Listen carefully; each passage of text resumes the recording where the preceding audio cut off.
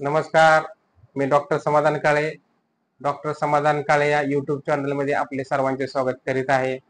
आजचा विषय आहे फाऊल माउथ ओडर. त्याला मराठीमध्ये तोंडाचा वास येणे असे म्हणतात.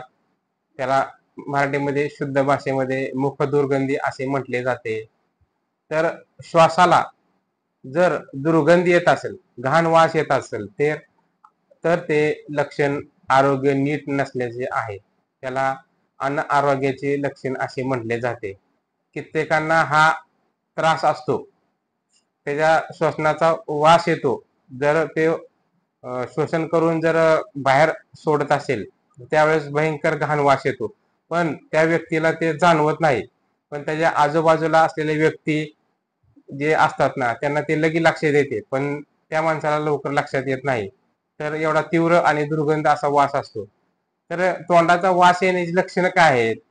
तर शरीरामध्ये काय काय बिघाड झाल्यामुळे जर असा वास येतो, तर आज आपण त्याच्यावर चर्चा करणार आहोत. त्याची कारणे, लक्षणे, त्याच्यावर उपचार या तिन्ही गोष्टीवर आपण आज चर्चा करणार आहे. तर आता कारणे बघू आपण. पहिलं कारण म्हणजे दात हिरड्यामध्ये जर काय त्याच्या आरोग्यामध्ये बिघाड झाला असेल, दात किडलेले असतील, हिरड्या ज्याला इन्फेक्शन असेल, खराब झाले असेल, तर त्यामध्ये अन्नकण अडकून ते कुजलं जातं आणि त्यामुळे सुद्धा आपल्याला तोंडाचा वास येण्याची समस्या निर्माण होऊ शकते. त्यानंतर किडलेल्या दातामधनं पू येतो, त्यामुळे सुद्धा तोंडाला वास घाण येतो. त्यानंतर दाताच्या फटीमध्ये सूक्ष्मकण अन्नकण जर अडकून बसले तर तिथे जीवाणूची वाढ भरपूर प्रमाणात होते, कुजलं जातं. मग तिथं घाण वायू तयार होतात. मग ते श्वसनामध्ये त्याचं घाण वास येतो. त्यानंतर दाताची जिभेची जर वेळोवेळी स्वच्छता नाही केली, आपण दात जर व्यवस्थित नाही घातले, त्यानंतर चूळ भरली नाही, जेवण केल्यानंतर जर चांगली चूळ नाही भरली तर अन्नकण अडकले जातात, ते कुजतात.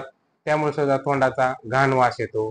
काय ना श्वसनाचे आजार असतात, काय ना पोटाचे आजार असतात, काय ना आतड्याचे आजार असतात, सायनोसायटिसचा आजार असतो, पोट साफ न होण्याचा त्रास असतो, दम्याचा त्रास असणाऱ्या बऱ्याच रुग्णांना असा किंवा ब्रॉन्कायटिस असणाऱ्या बऱ्याच रुग्णांना श्वसनाचा घाण वास येण्याचा हा आजार नक्की म्हणजे चांगल्या प्रकारे जाणवला जातो.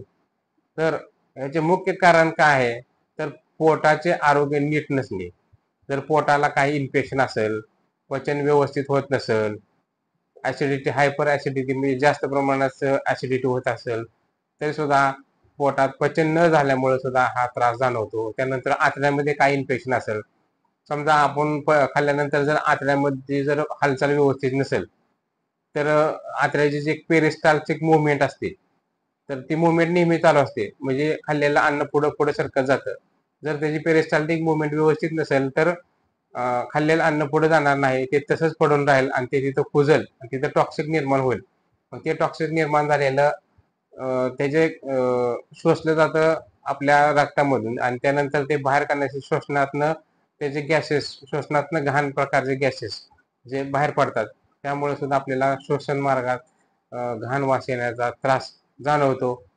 त्यानंतर जर आपल्याला पान, तंबाखू, धूम्रपान करण्याचे किंवा दारू पिण्याचे व्यसन असेल, तर त्यामुळे सुद्धा आपल्याला घाण वास येणे तोंडाचा त्याची एक समस्या असू शकते. त्यानंतर टॉक्सिक जर असेल बॉडीमध्ये, ते सुद्धा जर बाहेर वेळोवेळी नाही गेले तरी सुद्धा आपल्याला तोंडाचा वास येण्याची समस्या जाणवू शकते. त्यानंतर आता आपण त्याच्यावर उपचार बघणार आहोत.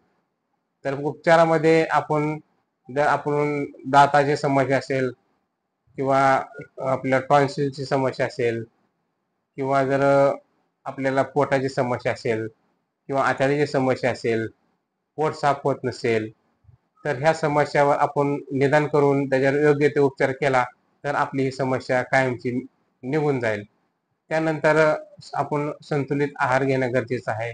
विरुद्ध आहार घेऊ नका. विरुद्ध आहार घेतल्यामुळे पचनाला जड जातं आणि त्यामुळे आतड्यामध्ये टॉक्सिक साठले जातात. त्यामुळे सुद्धा ही समस्या निर्माण होऊ शकते.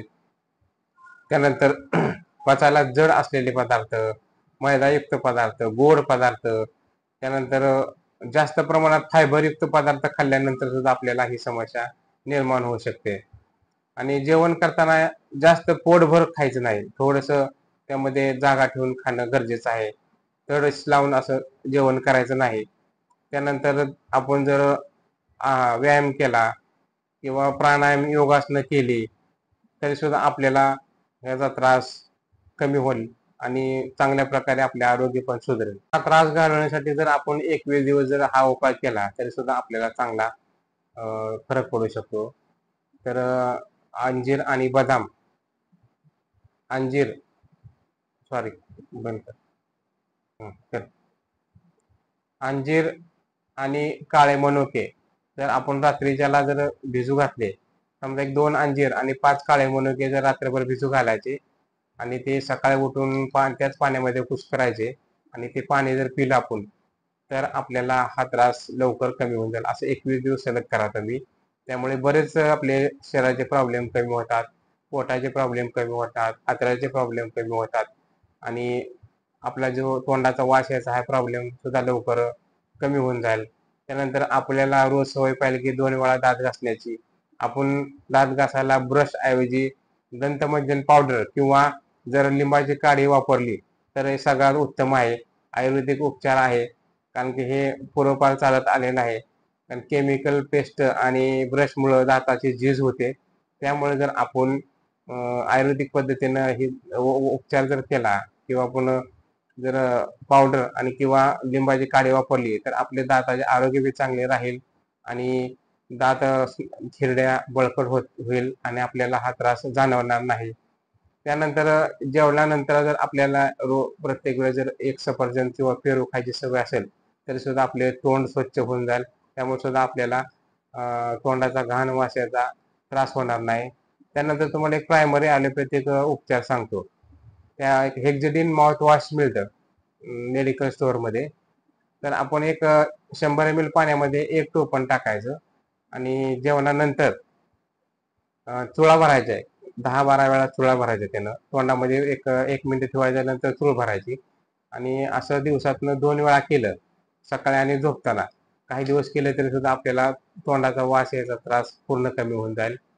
जर पोटाच्या त्रासामुळे किंवा इनडायजेशन किंवा अपचन होत असेल तर आपण जेलुसिल MPS सिरप किंवा डायजिन सिरप जेवणापूर्वी एक 15 मिली जर सकाळ संध्याकाळ घेतलं तरी सुद्धा आपल्याला हा त्रास चांगल्यापैकी कमी होऊन जाईल.